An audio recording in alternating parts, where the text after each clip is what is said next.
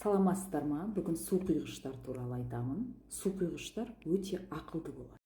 Миларында өте богатая фантазия бар. Олармен дос болсаңыздар өте керемет.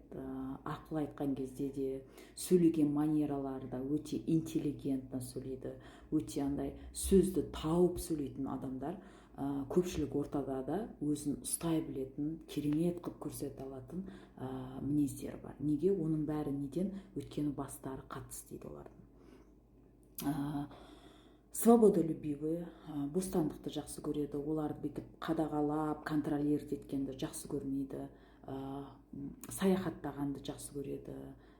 Демалысқа көп барып, тауға барғанды деген сияқты сондай демалыстарды жақсы көреді бұлар.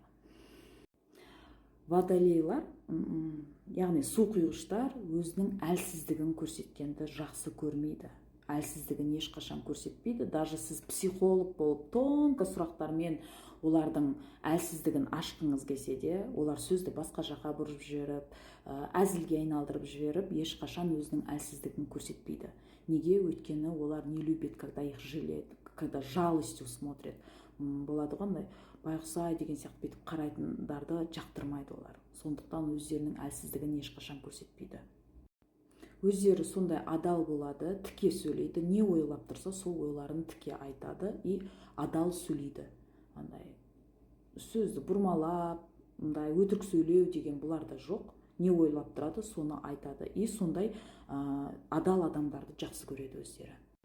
Бастаған тірліктерін до конца жеткізеді, яғни целеустремленность бар да, мақсат қуғыш, бір мақсат қойды ма, соны до конца жеткізеді. Сосын всегда идеальный болуға тырысады, развиваться етеді көп.